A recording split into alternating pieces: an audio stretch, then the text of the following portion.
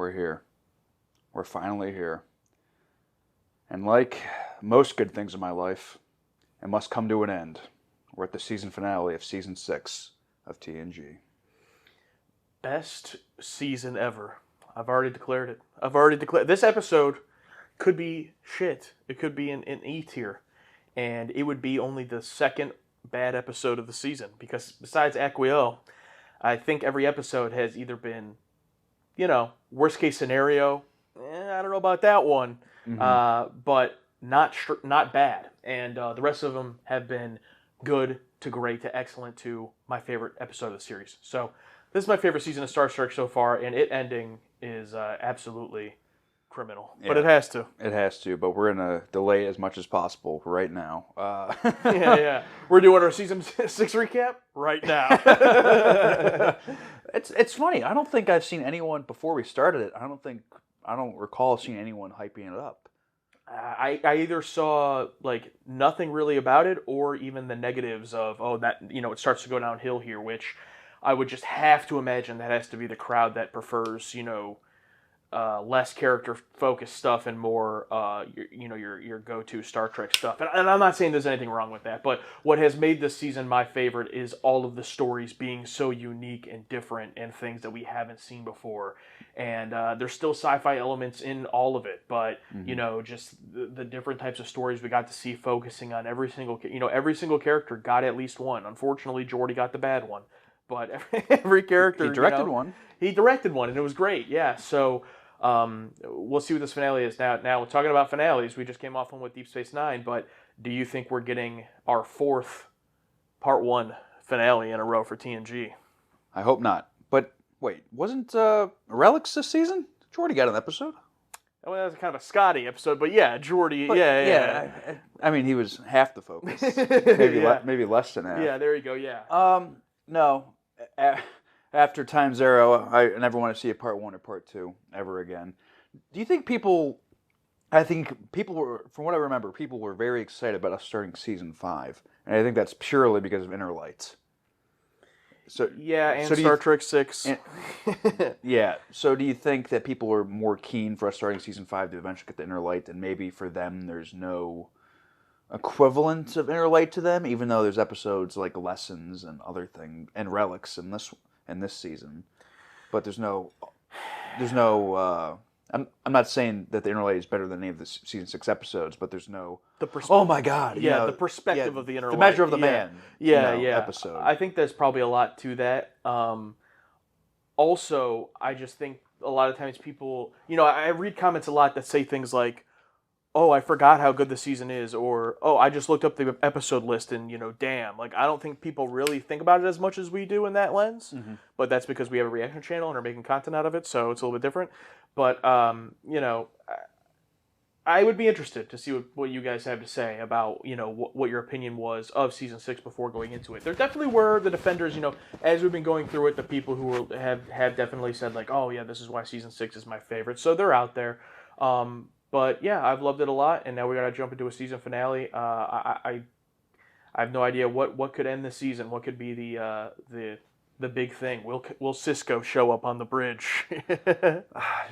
I would love any dumb fan service possible. I guess there's room for another captain on this bridge. Yeah. Fucking Kirk walks on. Kirk? Oh, William Shatner? Yeah. That'd be crazy. Give me all the dumb stuff. The X-Wing with Luke Skywalker coming. Yeah. Because you know what, too? Thinking about it, too, this is our last regular season finale of TNG, because last season, that's the series finale. So it's, can't be a Part 1 then. Let's get into it, man. I'm gonna have a lot of fun though talking about this season here after we finish it. So there's still fun to come. Oh, what the hell? Stephen Hawking would have processed in the opposite direction. That is a great story. Is that supposed to be Einstein? It's Einstein and Sir Isaac Newton. If two non-inertial reference frames are in relative motion... Do not patronize me, sir. The day that apple fell on my head was the most momentous day in the history of science. Not the apple story again. And that's actually Stephen Hawking. Yeah. Now let's see, where were we? Yes, you raised Mr. Data 4. which means that the bet is 7. Did Data make all this in the holodeck? Must have. I was curious to see how 3 of history's greatest minds would interact in this setting. So far, it has proved to be most illuminating. Can we get this over with, Couldn't please? get the same guy from the Berkeley episode to play Einstein? You are bluffing, and you will lose. Wrong again, Albert. Ooh, 4 of a kind. Red alert. All personnel report to duty stations. We will have to continue this another time. End program. Nice. Nice. What? Wait a minute. Title before the Yeah, wait. intro? Whoa. Descent. We've received a distress call from the Oniaka 3 No outpost. time for the They said they were intro? under attack. Were they able to identify the attackers? No, we haven't been able to raise them since the initial contact. We are entering the Oniaka system, sir. We've seen Jim Norton before. Hail them, Mr. Wolf. No response, sir. Put them on the screen. That's an interesting ship. There's a great deal of electromagnetic interference. I am unable to determine whether there are any life forms present. Wolf, Data, you're with me. You know, they could be in the rest of the episode, too. Yeah, I was going to say, they saw Times Arrow with Mark Twain and said, let's triple that. And let's bring a real person on. Oh, shit. Oh, look at that shoulder. We're back. Yeah. How many people were assigned to this outpost? 274. Woo! Double combo there. Damn. You and I'll take the south. Aye, sir. He's done a few good ones. I think he did Relics. Oh. Mechanism appears to be jammed, sir. There's not much damage. Doesn't look like they were interested in the station, just the people. I bypassed the primary system. Oh, shit.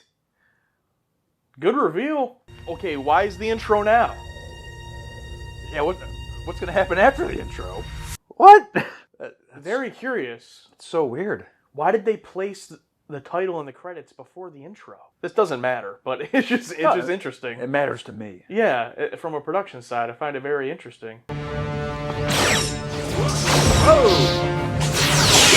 Maybe they didn't want any distractions for this action scene, maybe? Maybe, but I dig it. Straight into the action.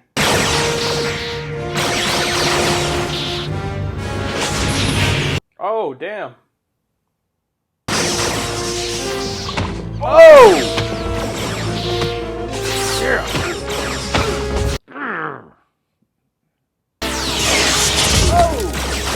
You have killed Torsus.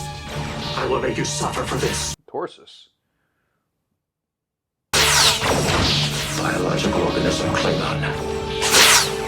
They didn't have names. Yeah. Or I guess the important ones do, I guess. True. Because I thought they were, one of... Oh, no. That's why they had to bring the unnamed character with them. Yep. Oh, here you go. Yeah. Stop it. What?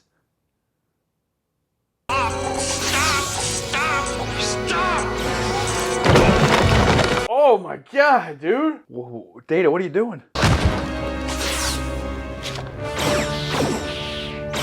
Artificial life form. Starfleet rank, Lieutenant Commander. Name, Data. That's weird. I mean, we've seen Data kind of snap a little bit before. Remember when he was the captain of that ship and he was like, "Do it!" Yeah, but he was pulling out his, his file. Whoa, look at that. They're gone, sir. Phase out. Yeah, no, I get what you're saying. Like, it was appropriate, but maybe it was appropriate in that moment. He had to let out the beast to kill the Borg. I don't know, man. That was nuts. Especially when the Borg was already down and he slammed him up against the wall. Data's been holding that rage his whole life. Oh, look at that. Ooh. Great shot. Yeah. Data, are you all right? Yes, Thomas. Yes, sir. What happened? Fix your hair. I got angry. Oh, you wouldn't blame like me when I'm angry, sir. Because of his unusual behavior on the planet's surface, Commander Relieved of Data duty. has asked to be Oh, yeah. temporarily relieved of There you duty. go. They were fast, aggressive, almost vicious. It was more like fighting Klingons than Borg, no offense. None taken. I don't believe they were part of the Borg collective. I think they were acting as individuals. Faction? And that Borg showed concern for a fallen comrade. He even called him by name. The only Borg who had a name was Hugh. Woo! Well, you started this. Then run an analysis of this subspace distortion they used to escape. Aye, sir. I'm going to contact Starfleet Command. Don't do that. No, don't do that. Well, the positronic net checks out. Relieved of duty, but still in uniform. My internal diagnostic also finds nothing wrong. I don't know, Data. There's nothing seen him a here that couple would indicate times. anything that might cause any sort of behavioral anomaly. Well, yeah, but not on duty. Or He's not on duty. You're literally relieved. yeah. I believe I've experienced my first emotion. Dude, imagine your first emotion is anger. That's what mine was. How would you know a flash of anger from some odd kind of power surge? You are correct in that I have no frame of reference to confirm my hypothesis. Observation. Feel angry? First I feel hostile. Could you describe feeling hostile? Circular reasoning, Jordy. Belligerent. Combative. Could you describe feeling angry without referring to other feelings? Can't. I guess I can't. I just feel angry. That was my experience as well. I simply felt angry. Perhaps I will experience other emotions as time goes by. I hope you're right. I'd hate to think that anger is all you're capable of feeling. Damn, Jordy. I mean, it would be a little scary. The only thing Data could feel was anger. Yeah. There will be 15 starships in this sector by the day after tomorrow. Oh, it's you. Yay. She's from Better Man, right? No. No? But she was in another episode. Just looks similar? Yeah. She might have been in that episode. You nursed the Borg back to health, treated it like a guest, gave it a name, and then sent it home. Yeah, W. He became a person. When that happened, I felt I had no choice but to respect his rights as an individual. W. I want to make it clear that if you have a similar opportunity in the future, an opportunity to destroy the Borg, you are under orders to take advantage of it. Is that understood? Yes, sir. I love it. I love it. She would have loved Star Trek 6. I watched 3 holodeck programs designed to be humorous, and I made 4 attempts to induce sexual desire by subjecting myself to erotic imagery. Bro was gooning? If you had to give this feeling a name, what would you call it? I believe it was pleasure.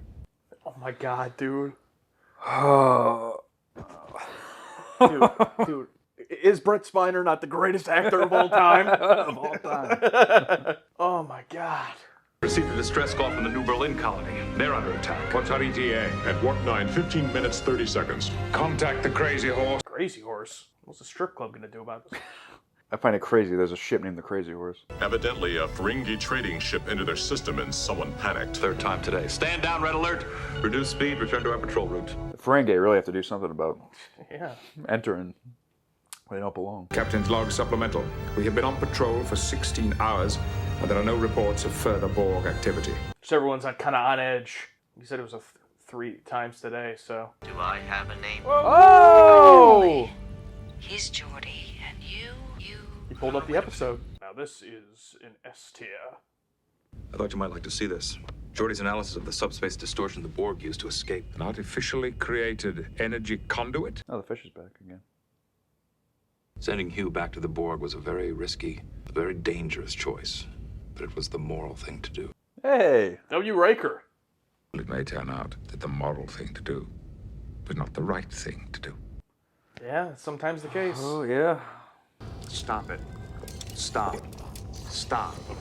Stop. Oh, he's trying to simulate his anger. Stop it. Stop. Stop. Stop. Stop.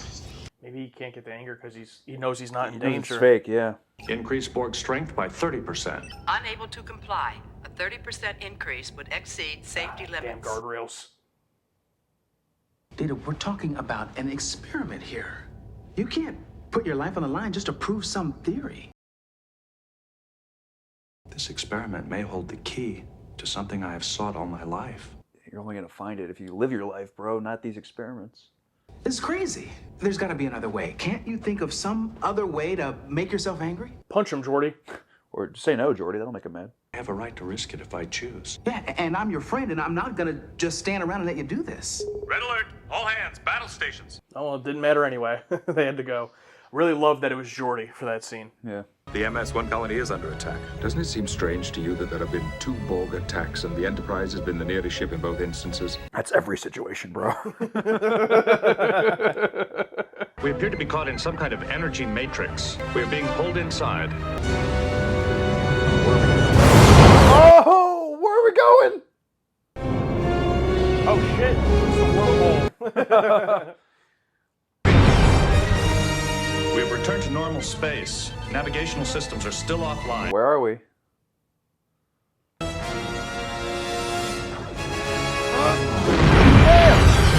Oh shit! They beamed right aboard. There you go, Frank. Oh. Yeah. Yeah, Warp took them both out. Okay.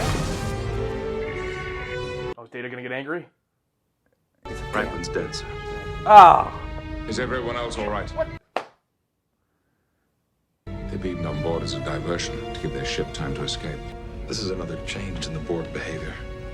Oh, looks like it was a sacrifice. Yeah. Captain, this one is still alive.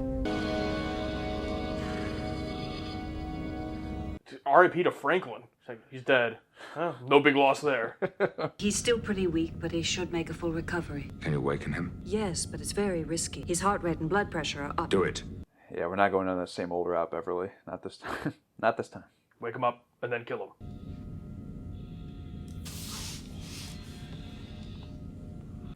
I'm worried for her. Get out of there.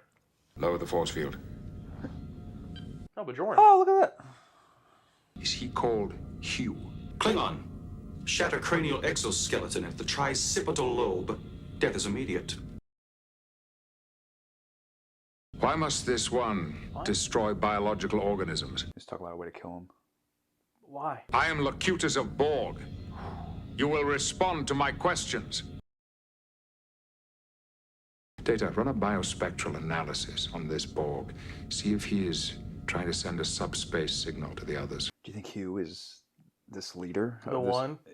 And I don't know, I kind of feel like they're setting it up to where you'd think that. I was like you once. Without feeling. The one helped me. He can help you too. He can help you find emotion. Have you ever felt a real emotion, Data? Oh no. Don't go to the dark side. Did it feel good to kill? Yes.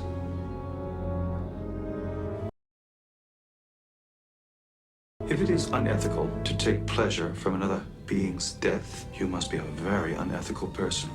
Damn! This guy's master manipulator. Do you think when he was holding that Borg, the Borg was able to transfer something to him and make him do that? Step away from the force field. Your proximity is interfering with my scan. You enjoyed it. Oh, dude, he's triggering him. If it meant that you could feel emotions again, the way you did on Oneonka 3, would you kill your friend? Would you kill Geordi?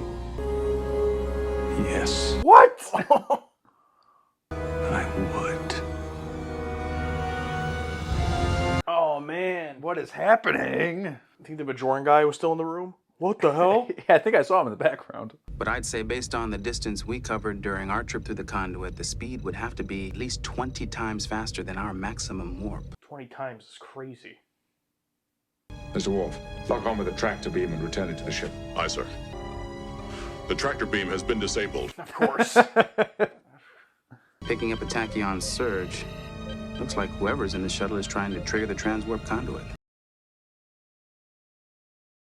Do we know who's on board? It is the Borg prisoner and Commander Data. Oh. Oh, they're gone. Just want to say, there's been a really good score this episode, too. Yeah. Yeah, season finale, we can let him have a score. Just a little bit. Report. Navigational sensors show that we've traveled 65 light years from our previous position. What? Can you locate the shuttle? I still think that's pretty far. Yeah. No, sir. There is no indication of the shuttle within range of our They've sensors. said ridiculous things in the past, like 100,000 light years, but I still think 65 is still far in this universe, I think. Yeah, how far did Q throw him in the first Borg episode? I think very far. Yeah. Take a well-armed away team and transport down to those coordinates. Have the transporter chief keep a permanent lock on your signal. Ooh. Look at the 2 moons. Oh. Oh no, a bunch of security geeks. And all available personnel, including you and me, will begin to put together 4-man away teams. I'll leave a skeleton crew on board the ship. Damn, skeleton crew. Who'll be in command of the Enterprise? Any last orders? Oh! Don't wait for me or anyone else to return to the ship, but take the Enterprise to the transwarp conduit. Return to Federation space. Got it. Good luck, Jean-Luc. Good luck, Captain.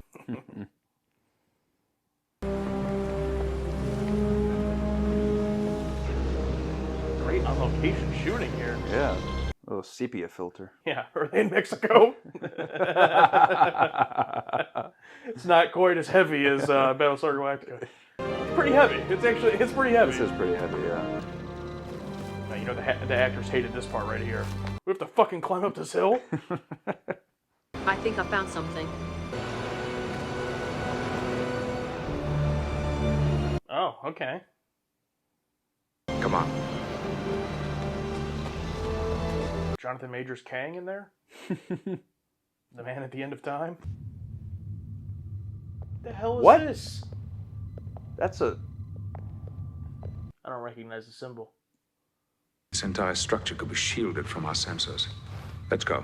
Oh, damn it. Ah! There's the trap.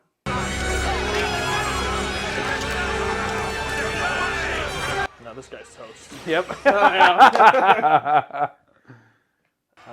Okay, come on. Who's the one? Stop! Oh! Data? That's not Data. What? You should listen to her, Captain. She's way ahead of you. Law. Right. And I'm not alone. The sons of Sung have joined together. And together, we will destroy the Federation. What?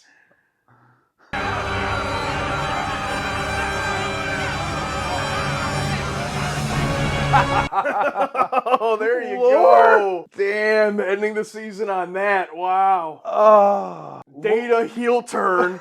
But Laura returns? Laura returns, Data heel turn. Now, no one's gonna believe me, but in the scene where Data was talking to the Borg in the, in the thing or whatever, I did think for a moment, like, could it be Laura? When they talk about the one, but I didn't say it out loud, so I can't claim it. Well, thanks for not, because I didn't even think of that. God damn. Yeah. Plus, in case I was right, I didn't want to, be right. I guess. No, that's not why. It's because I was afraid of being wrong. But holy damn. shit. Well. I guess all good things don't come to an end. Just like a Disney IP, I always keep coming back and back. Because the love of garbage, cheap, low-budget, wonderful horror will always be there.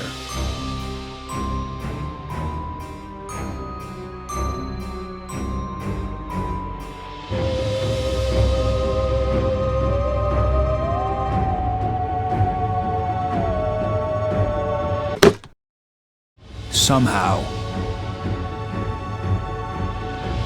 the horror gallery has returned. We just finished, in my opinion, the best season of Star Trek so far. And this was the season finale of Season 6 of TNG, Descent. And we're going to talk about it. But first, our whiteboard reactions. For me, Alex, I said at the beginning of the reaction, it was official. This is the greatest Star Trek season of all time up to this point. But I'm making another declaration. In my opinion, up to this point, Brent Spiner is officially the Star Trek GOAT. I thought you were about to say the greatest actor of all time. I mean, you already did. Also that. Well, I had to say, the lore! And second best part 1 / season finale? Or second best maybe after Best of Both Worlds? That's an interesting point. Can I just say on the part 1 part of it real quick? One thing I do appreciate is that they reverted back. So Best of Both Worlds was the first part 1, and it was just called Best of Both Worlds. Then they did Redemption 1, and then they did Time's Arrow Part 1. Now, if it's mid-season, like Chain of Command, Unification, Birthright, Part 1 of the title is fine. But for a season finale, I'm glad this was called Descent and not Descent Part 1 or Descent 1. I liked getting surprised by the To Be Continued. Now, it wasn't the most shocking To Be Continued. We talked off camera after the reaction. We kind of had put it together like this is probably a Part 1. But I didn't know that going into it. And I appreciate that I didn't because I was very bought in on this story. Yeah, me too. The story was great. Right off the bat, questions were flying with the choice to have the credits before the intro. So already something felt off. And why'd they do it, you think? Because the action scene probably right after it ended. That would be my only guess. So we weren't, trying to watch an action scene and then, producer Ira Steven or whoever. Yeah, that's a really good point. Yeah. Yeah. I mean, it caught my attention if it's a double layered meeting in there. So just in case people would be, why did they just drop the title before the But it also made me feel we got to go. We got stuff to do here, which I love that feeling. We got to get everything in jam-packed in this 45 minutes. But around halfway through, I could tell, okay. It's slowed down. Yeah, it's like, this is a part 1, which is fine. Because multi-layered, the first 5-10 minutes were just great, from the Borg reveal to the battle to the Data emotion thing. Like, that hook, line, sinker. Like, 3 great things right off the bat. And then I loved, I love this episode. I'm not even gonna try to act like I don't. Like, I loved it. And not an Iborg sequel, but Iborg heavily referenced, and even the whole conversation with Picard and the Admiral, which you looked up is the Admiral from Chain of Command. Yep. Yeah. Kind of reminded me of the conversation between people who agreed with my perspective on Iborg versus some of the audience who didn't think Picard did the right thing, kind of more on the side of the Admiral. And getting to see that conversation actually play out in the Star Trek episode was really cool. And I love Picard standing up for his virtues. I love when he stands up and he says, "Yes, sir," but defiantly, like she knows he's not happy with it. And then I love when he starts to falter about it, and Riker, is right there to be like, "No, you did the moral thing." He's like, "But I don't know if it's the right thing." And what a great, way to reference that episode without it muddying or getting in the way of what we're trying to do here with Data and everything. Yeah, I don't think it deters his choice either. I just think he realizes, yeah, that might have been the morally right thing to do, but not the complete right thing in terms of the utilitarian, consequential. Yeah. Because those Klingons Borg have killed so many people. little Star Trek 6. She would have been right next. She would have been great at that round table in Star Trek 6. Alien trash in the galaxy. Bones. She would have fit right in. Director. Most of Starfleet admirals. Yeah. As soon as Picard said, "I need to contact Starfleet," just no, wrap it up. No, wrap it up. Yeah. It's like, and she was actually pretty straightforward in Chain of Command. There was she said, "Picard needed to go on this mission, or this guy's taking over. That's what's happening." Sorry, from what I remember. But now, she remembered she has those extra little pips up there, like in Cabin in the Woods. Oh, I'm becoming something. I'm not. Wait, all of a sudden, Chris Hemsworth, who is a smart character, becoming a douchebag. Yeah. You get what I'm trying to say. When you join the Starfleet brass, you become an ass. Yeah, as soon as you in that upper tax layer, you're that upper tax bracket. You change as a person. I really like Brent Spiner. Brent Spiner is an amazing actor. I don't know what classes he took. I don't know what he did that's so different from everyone else, but the guy has got it. And as soon as that that switch happened, the anger and then the pleasure, it added a whole nother layer of watching his scenes, because I felt he was going to snap, and the anger was slowly building behind the eyes, where he's not really showing it, but something's off, something's wrong, and he's able to layer his performance so well, and as he's talking to the Borg they captured, it's slowly coming out more and more. My theory is when dude did this, it unlocked his emotions. Yeah, and not that I'm disappointed by that. We'll get answers, I'm sure, in the season premiere of season 7. What if I didn't? What if it was just episodic episode? But I'm sure we'll get answers. But the idea of obviously him experiencing emotions is so fulfilling, and everything as a fan and someone who loves Data. But the only times he's able to experience it in this episode is when he's in the presence of the Borg. In the opening, in the jail scene, the brig scene, and then at the end. So obviously there's something nefarious. There's something going on. I think it's the emotion chip that Lore took from Dr. Soong and Brothers. Obviously, he has engineered it to be able to give the Borg emotion and kind of create his own faction. I didn't really see it as him being the captain of the entire Borg. Maybe that is the case, but it seems like maybe Lore's own little split faction of the Borg, from what I understand. But maybe not. Maybe it is the entire Borg, which would be terrifying. But he's able to give them emotion, and that's what he's obviously able to do to Data. But my guess is he's able to engineer it in a way where it's not just unlocking all emotion. It's just anger and what Data described as negative emotions, which brings me to my favorite scene of the episode, Data's counseling session with Troy, and talking about it and about, I don't want to test anger, that's a negative emotion. And she's like, well, there are no negative emotions. It's about what you do with it, with anger, what you do with negative emotions. And I thought that was excellent. Yeah. And how did you feel after you killed that Borg? I guess I can describe the emotion as wait. Pleasure. It's like, and the subtitle didn't ruin it for us like it did with... Yes, let's address that. Yeah, let's address that. It ruined the Lore reveal, I would say, to an extent. Now, I said at the end of the reaction, a little bit of an idea, Colonel, that, could it be Lore? Just as like a fan service, like, could it be Lore? So I was already thinking it. After he said whatever the first line he said was, and it looked to him, I would have thought it was Lore. I wouldn't have thought it was Data. But yes, the subtitle, when Lore speaks off camera, says Lore. So it did give it away, which is why we reacted when he spoke. Yeah. Not the worst. Do I wish it would have not said Lore? Yes. But not, it would have been bad. Like, imagine if Lore wasn't revealed in this episode. And then he talked off screen and said Lore. But the characters obviously see him, and Deanna reveals it right away. Yeah, they revealed it right away. Not to the point Still, don't do that, DVD people. It's pretty simple. It's a really easy thing to do. Someone who's never done this before. Yeah. But, come on. It's like spoilers if you've never seen Empire Strikes Back. It's the scene where Darth Vader says, "No, I am your father."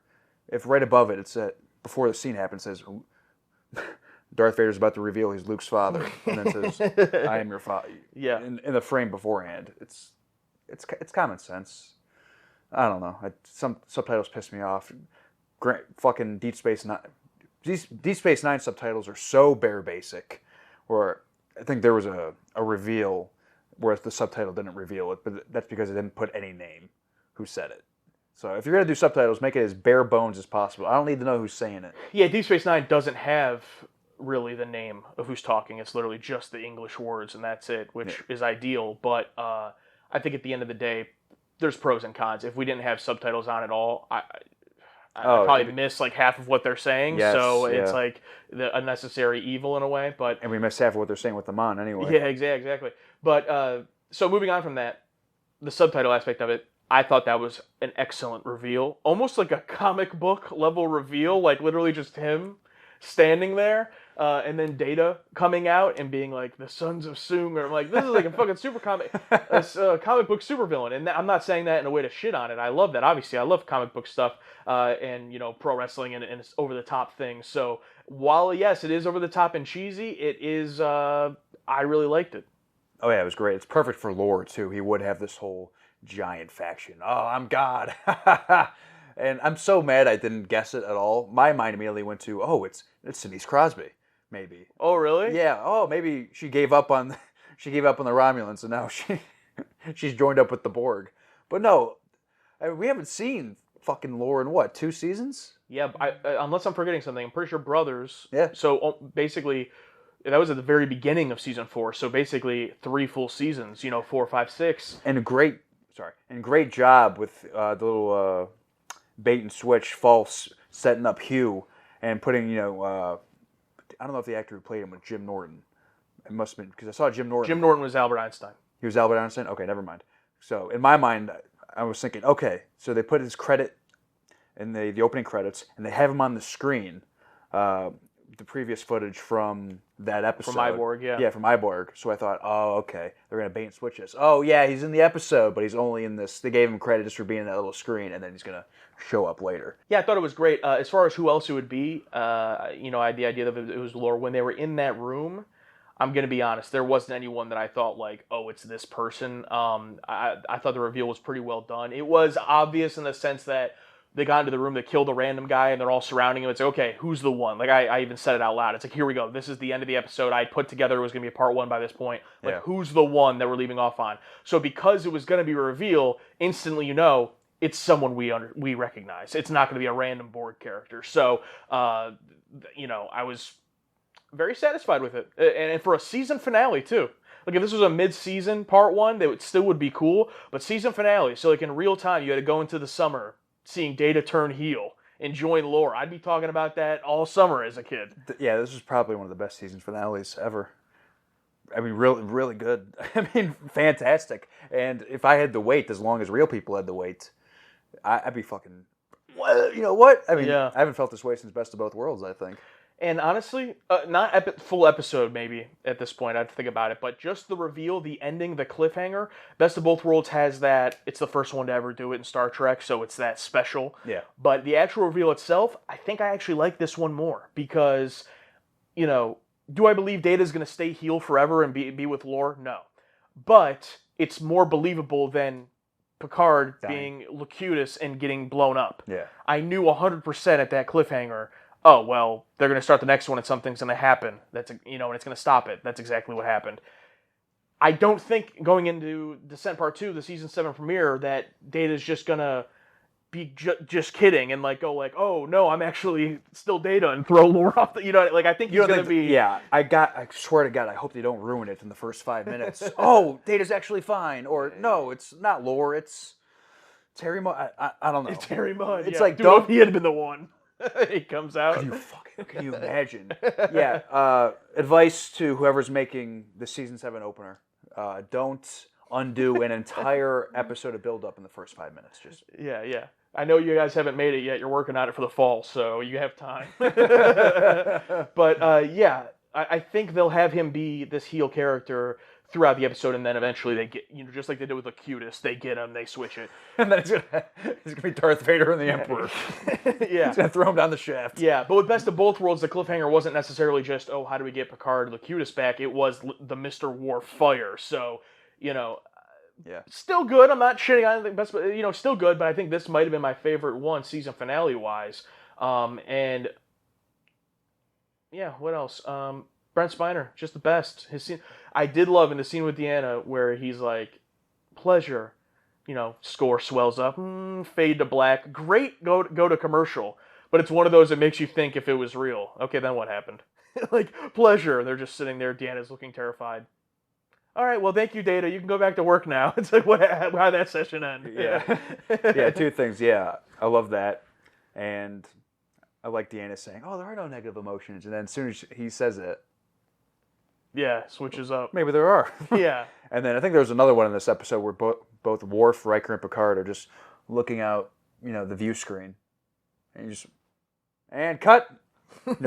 They're just waiting for the fade to black. Oh, yeah.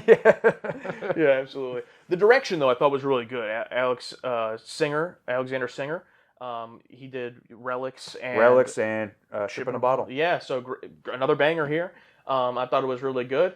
Don't really have any complaints other than, again, we both said we could kind of feel the fatigue of the plot being stretched a little bit. It wasn't even bad. It was just like a little bit you could tell as it goes throughout. Once they go down the planet, great location shooting, and you're like, okay, this isn't all getting wrapped up here. Once you can tell how much time we spent with them trying to figure out how the new Borg transporter works, you could tell. I'm like, okay, this is a lot of time trying to figure out how this new form of Borg transportation works. You knew it wasn't going to wrap up with how much time they spent trying to figure that out. How about that, though, that whole transport stuff? That was pretty awesome. It's neat, yeah. Yeah. I mean, I'll say once and for all, I appreciate the science. There's someone out there who appreciates it. I'm sure Stephen Hawking on set was absolutely loving how scientifically accurate if it was real. It's not for me. I mean, I'm not acting like I have some type of deep interest in it. I just mean from a visual standpoint and like the ship, the ship transporting into nothing in space, like that. It was pretty cool. Yeah, new effect. Yeah, it's neat. And then the somewhat wormhole effect when they go through it, that looked cool.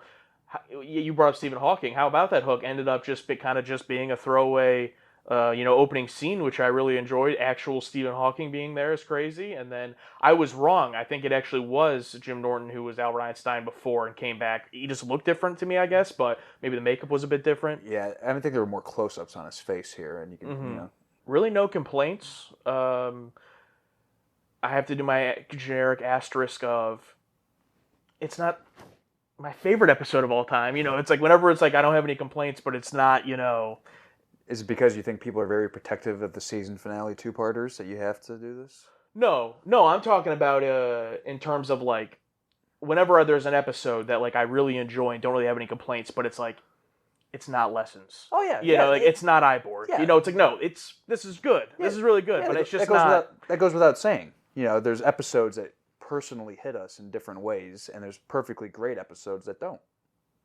Yeah, you don't have to explain that. I mean, actually, I think you have to. I do, and it still won't matter. You have to. Thomas Cole, lore and Borg. It's okay, but really think the plot gets more in the way of what could have been Data exploring his negative emotions. What do you think about that? No, I think it perfectly encapsulates. I think it's a nice little teaser. I think now that I think about it, it's a nice little little hint that it could be lore, because lore is what Data could have been with emotions or bad emotions. So Data exploring negative emotions, it's a little nod like, oh hey, it's going to be lore at the end. I didn't even think about that. Yeah, I think it's, on one hand, I always talk about, I love the character stuff first and foremost, and the idea of Data exploring his emotions is something there's few things I'm going to be more interested in than that. So it is kind of like, when we are exploring the Borg transporter stuff and the stuff like that, it's like, oh man, I wish I could get more of the Data. But with that being said, the scope is pretty limited and he's only trying to experience anger. And I feel like we get a good amount of scenes of that. Yeah, he tries to experience the other ones, but it doesn't work. He says he does. Yeah, and it's off screen, so we don't even need to see it. Yeah, so I this wasn't one where I felt robbed of the premise or anything. So I got a detractor here from Colin Meaney. I hate this finale. While the opening scene with the real Professor Stephen Hawking is a treat, nothing else about the episode works for me. I never feel the stakes are big enough, and no one will ever convince me that any situation would lead to Picard scattering nearly his entire crew on an alien planet looking for Data while leaving the Doctor in charge. In parentheses, while there's a Borg ship about. Just stupid writing D for dumb, dumb, dumb. Well, for me personally, I don't care about the stakes, and I also don't care about the idea of whether it's realistic Picard would send his crew down to a planet. I don't care about any of that, so I think it's badass that Beverly got to be captain. I'm sorry if that's not how they would actually do it in the military or whatever. I don't care about that. But if that's something that's important to you, then yeah, I can see why that would get in the way of you enjoying the episode if you think that that's not realistic. But to me, it's just kind of like, maybe I'm just dumb, but it's kind of like, oh, I love that moment of, we're going to scatter everybody, you and me included. Then who's going to be the captain? Cut to Beverly. Cut to Beverly. Great shot. Great direction. Just excellent. Yeah. To argue for it in universe, I think they were aware of how important this is and they're aware of Data experiencing this emotion, and then the Borg being single people now. I think they realized how important this is, and it ended up being right because it led them to lore. So I don't think they're like, oh yeah, Data will be fine. I think they were able to put two and two together that, okay, something's happening here. Nothing's right. So also, with the Admiral being on his ass, if you have this opportunity again, you have to take it, and then they get the prisoner, and then the prisoner escapes. Like, that is a pretty big deal to, like, oh, Picard, I would believe, be like, we got to go get, even, Data aside, we got to go get this prisoner back, if I can destroy the Borg. Yeah, and it has Data, who has how many records of whatever in his brain of Federation stuff, and in their mind, I think the Borg just assimilate everything. If they assimilate all that info, and they already have his info from when he was Locutus, it's very dangerous. Yeah, now do I think literally leaving just a skeleton crew aboard the Enterprise was a bit far. Yeah, I thought that was maybe, but again, it led to the badass moment, so I don't care. Yeah. I hope in the season 7 opener we see some Beverly as the captain action with the skeleton crew. Or while they're still down there, she gets attacked, and then she has to, whew. None of that will probably happen, but that'd be awesome. And she only has one person up there to help her, Barkley. That'd be badass. Also, that just reminded me, R.I.P. Franklin. He was just on the bridge, just gets killed. Yeah, and I said his name before they said his name because the subtitle gave him a name. Like, no, not Franklin. Franklin's dead. Oh. Josh T, a real descent in quality for season-ending two-parters, an episode of setup that heralds an upcoming week season. Best of Both Worlds is looking really good now, isn't it? Well, upcoming week season, I've heard that a lot, but obviously I can't say anything to that right now. But an episode of setup, I thought we got a lot of good stuff here. Not on the level of Chain of Command Part 1, but I thought we got a lot of good stuff here that, like, similar to Birthright Part 1, where, we got all that cool data stuff in Part 1. It's kind of similar here where it's like, yeah, it didn't necessarily move the story forward. It does, though. It does, because it ties into what happens. But yeah. I just enjoyed the data stuff. So the episode of setup, like, I can't really disagree with, but I felt it was, like, action-filled enough and character moment-filled enough that I was never bored at any point. Yeah, if the entire episode was just Geordi and Data and Picard and whoever talking about their Borg new transportation system, similar to in Time Zero, when we're watching Data and this guy from the past talk about nothing for 44 minutes. And a whole bunch of references that, hey, do you like literature? But you know that new sound you're looking for? But I just feel like he put Best of Both Worlds here. Yeah, look, for me personally, this is just off the top of my head. Like, I'd probably put Chain of Command. I'm talking Part 1s here. Chain of Command, Best of Both Worlds, and then it would either be this or Redemption 1. Right there. Yeah. But these are all in the same class to me to an extent. I think Chain of Command and Best of Both Worlds are those are the top two. But, to put this with something like Time's Arrow or Unification Part 1, I find I'll take a page out of the DS9 season finale. Blasphemy. Yeah, no, it's nowhere near on that level. Yeah. Stuff happened in this one, and I was thoroughly entertained throughout all of it. And XO1, glad they got the actor of lore back to reprise his role. Prof Moff, exactly how many times is Data going to put the Enterprise or crew in danger due to a programming problem or secret software? Maybe Maddox is not entirely wrong. If a human made the choices that Data has, they would be in prison, but Data does not pay for it because of programming. Right below it, no one says. Geordi got brainwashed and reprogrammed too. So did Picard. Yeah, that's a great point. And also, I've seen a few other comments in here about that too of, actually they were wrong in Measure of Man or all these things. And no. First of all, okay. So Data has flaws, like any other character. He can have a programming issue and put stuff at risk. Well, also, humans can make bad decisions and bad judgments, or they can have a past gripe that it clouds their vision. Think about Obsession with Kirk, right? So it's like the idea that, because this happens only to Data because he's an android, therefore he's bad, or therefore he shouldn't have the rights of a human, is like insane. It's a very limited view. Yeah, overall on paper, he has far less weaknesses than any your normal human. He just has a few that are unique to him. It's peak performance. Go watch Peak Performance. It's one of the best Data scenes of all time, where he, is like, he can't win the game or whatever the situation was in that episode, but he gets all depressed about it, about not being able to win, and he's like, what if I make the wrong choice? And Picard's like, that's being human. It's like, that's the point. So, I don't know. I don't understand and it's that not whole narrative. It's not his fucking fault either. Yeah. And the amount of Data has done good for the Federation and for our crew is... And the amount of other people who've also been possessed in a bad way. I mean... yeah, Troy's been possessed. The Chief has been Troy possessed. And Chief, I mean, Data was one of them as well. Yeah. I don't know. It's the same people who like Star Trek. It all comes back around. No, like the whole. I was gonna say, like Iborg. People are like, "Oh, this is wrong. Picard should have killed Hugh." It's like you're missing the entire point. You're missing the forest for You're the missing trees. the forest for the trees. You're missing.